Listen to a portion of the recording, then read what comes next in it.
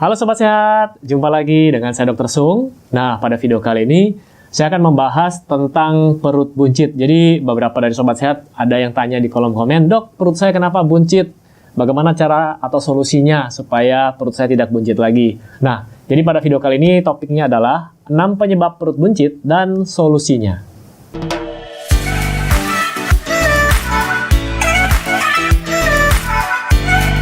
Oke Sobat Sehat, jadi kalau kita bicara soal perut buncit, apa yang pertama kali dalam pikiran Anda? Ya betul, biasanya yang kita pikirkan adalah banyak timbunan lemak. Jadi salah satu penyebab perut menjadi buncit adalah timbunan lemak. Nah, kalau kita bicara soal lemak yang ada dalam tubuh kita, itu dibagi dua, ya, sebagai dua garis besar. Yang pertama adalah lemak subkutan. Lemak subkutan itu adalah lemak yang di bawah kulit. Ya, tentu saja kalau dalam kasus ini, di bawah kulit perut. Jadi di antara otot sama kulit itu ada lemaknya. Nah, itulah yang dinamakan subkutan. Sub artinya di bawah, kutan artinya kulit. Nah, kemudian yang kedua adalah lemak yang berada di dalam tubuh kita, dalam rongga perut atau di dalam rongga antara organ, ya. Itu disebut dengan lemak visceral. Sebenarnya mana yang lebih berbahaya? Lemak subkutan atau lemak visceral? Kalau secara medis, lemak subkutan tidak berbahaya. Cuman kalau secara estetik mungkin tidak enak dipandang. Jadi kalau Anda buka baju, bergelambir, ya. Nah, itu adalah lemak subkutan yang bisa Anda lihat di depan cermin. Sedangkan lemak visceral itu berada di dalam tubuh Anda, di dalam rongga perut, ya. Nah, ini biasanya merupakan indikator kalau seseorang ini harus, ayo Anda harus segera diet, Anda harus segera turunkan berat badan, kurangi lemaknya. Karena lemak visceralnya sudah tinggi, ya. Nah, bagaimana cara mengetahuinya kalau lemak visceral Anda sudah tinggi? Sekarang di tempat-tempat kebugaran sudah banyak sekali alat-alat yang sudah canggih, ya. Anda tinggal pegang alatnya atau apapun itu, coba tanyakan di tempat-tempat kebugaran. Biasanya ada alat untuk ngecek kadar lemak. Jadi Anda bisa cek lemak visceral Anda bisa cek BMI, kemudian massa tubuh. Biasanya dimasukin dulu, sesuaikan dengan jenis kelamin, nanti akan keluar hasilnya. Kalau ditanya, "Dok, alat apa yang paling akurat untuk mengukur?" Tidak ada alat yang paling akurat. Semua pasti ada plus minusnya, ya. Tapi dengan menggunakan alat tersebut, paling tidak Anda bisa ketahui, oh ternyata lemak visceral saya sudah mulai naik, jadi saya harus diet. Nah, kurang lebih seperti itu. Lalu faktor-faktor apa saja yang menyebabkan penumpukan lemak di perut kita? Nah, kalau kita bicara soal lemak, belum tentu kita makan lemak akan menimbulkan lemak. Jadi banyak orang bilang begini, saya sudah kurangi gorengan, saya sudah tidak makan santan, saya sudah tidak makan lemak-lemak, tapi kenapa kok perut saya tetap buncit? Nah, kalau sudah seperti ini, coba perhatikan makanan Anda. Jadi bukan cuma sekedar lemak saja. Sebenarnya kelebihan kalori dalam bentuk apapun, termasuk lemak, kemudian protein, kemudian karbohidrat, ini yang kelebihan akan disimpan di dalam tubuh dalam bentuk cadangan energi, dalam bentuk lemak. Ya, jadi cadangan energi ini disimpan dalam bentuk lemak dan biasanya akan disimpan di perut, kemudian di paha.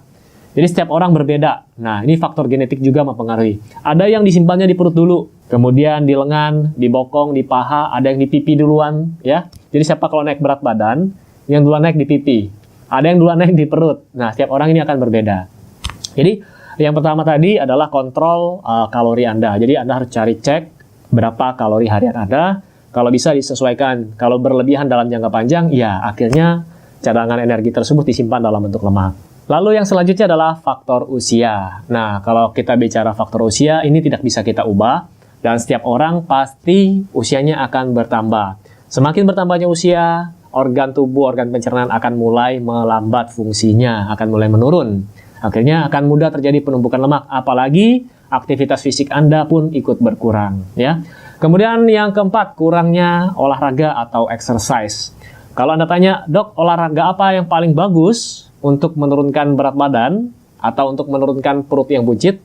Saya sudah pernah bahas di video saya sebelumnya, ya. Anda bisa lihat olahraga apa yang paling banyak membakar lemak. Tapi sekali lagi, apapun jenis olahraga Anda, olahraga yang paling bagus adalah yang dilakukan secara konsisten, bukan sebulan sekali. Atau bukan kalau lagi mood, ya.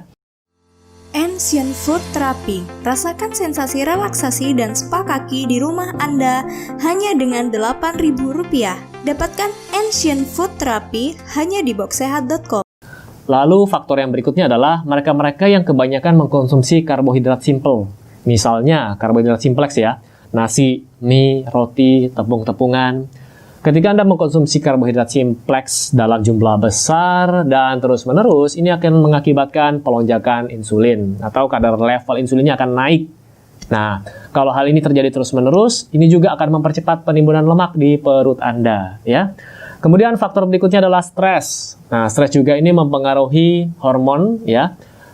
Di sana yang berperan adalah hormon kortisol. Saya juga sudah pernah bahas sebelumnya tentang stres, tapi nanti saya akan bahas lagi selanjutnya, di video selanjutnya, kenapa stres bisa menyebabkan perut buncit. Kalau saya bahas di video kali ini nanti terlalu panjang. Oke, itu tadi adalah faktor-faktor yang dapat menyebabkan penumpukan lemak di perut. Lalu penyebab perut buncit yang kedua, yaitu perut terisi penuh. Nah, kalau kita bicara soal perut yang terisi penuh, ini bervariasi ya. Jadi kalau ada yang nanya, "Dok, apakah minum air putih yang banyak itu bisa menyebabkan perut buncit?" Jawaban saya iya. Tapi bukan berarti buncitnya adalah buncit lemak. Jadi karena terisi penuh. Jadi kan di usus kita, di lambung kita itu ada rongganya.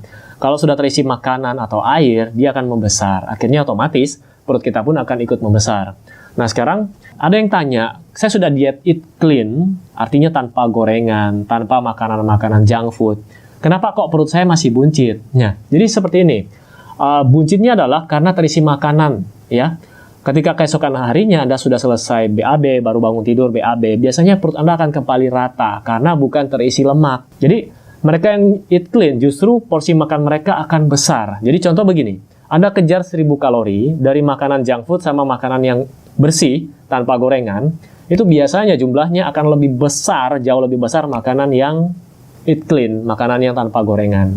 Jadi wajar kalau perut Anda juga ikut membesar, tapi bukan berarti terisi oleh lemak. Oke, kemudian kita lanjut, penyebab perut buncit yang ketiga adalah laktos intoleran. Nah, di sini siapa yang laktos intoleran? Atau orang-orang awam biasa sebutnya alergi susu.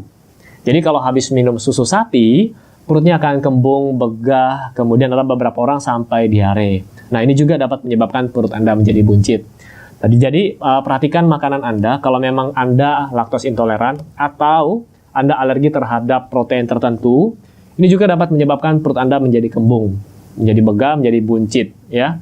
Oke, kemudian penyebab perut buncit yang keempat, yaitu Anda menyimpan kotoran di dalam perut terlalu lama, atau kita sebut dengan sembelit, ya. Jadi siapa di sini yang susah buang air besar? Jadi tunggu dulu numpuk sampai seminggu baru bisa dibuang, akhirnya perutnya buncit. Kalau sudah seperti ini, solusinya adalah Anda harus perbanyak serat dan air. Kalau bisa dibantu dengan exercise, ini akan memperlancar buang air besar Anda. Jadi jangan disimpan terlalu lama di dalam perut, nanti bakterinya akan berkembang biak dan dapat menyebabkan penyakit. Lalu yang kelima adalah urin resisten. Apa itu urin resisten, dok? Jadi cairan urinnya di dalam kandung kemih ini tidak bisa keluar. Saya pernah dapat kasus ini waktu saya magang, waktu koas ya, di Lumajang. Jadi perutnya besar dan keras, ternyata karena cairan di kandung kemihnya tidak bisa keluar. Akhirnya harus dipasang kateter. Biasanya sakit, dan kalau Anda mendapatkan kasus yang seperti ini, atau Anda mengalami hal ini, Anda sebaiknya ke rumah sakit, ya, dan kontrol ke dokter di sana. Oke, kemudian penyebab perut buncit yang terakhir adalah masalah postur tubuh. Jadi Anda bisa lihat gambarnya di sini. Jadi kelainan pada tulang belakang itu ada kifosis, ada lordosis, ada skoliosis. Jadi kemungkinan besar pada bagian yang lordosis, jadi tulang bagian belakang, terutama di level perut ya, itu condong ke depan. Nah kalau sudah seperti ini, seolah-olah perut Anda menjadi buncit. Solusinya gimana dok kalau seperti ini? Anda harus konsultasi ke dokter ortopedi atau spesialis bedah tulang. Nanti Anda akan diberikan saran atau masukan apa yang harus Anda lakukan, ya. Oke, jadi itu tadi adalah 6 penyebab perut menjadi buncit. Jadi sorry atau maaf saya tidak bisa balas pertanyaan Anda ini di kolom komen. Karena Anda bisa lihat sendiri video ini panjangnya berapa lama. Kalau saya harus ketik satu-satu kan panjang. Semoga pertanyaan-pertanyaan Anda selanjutnya saya bisa bahas dalam bentuk video. Dan kalau masih ada pertanyaan-pertanyaan yang kurang jelas, silakan komen di bawah ini. Nanti saya akan jawab di video saya yang selanjutnya. Oke, seperti biasa, buat Anda yang sedang mencari produk-produk yang mendukung gaya hidup sehat, silakan kunjungi boxsehat.com. Sampai jumpa di video saya selanjutnya. Salam hebat luar biasa.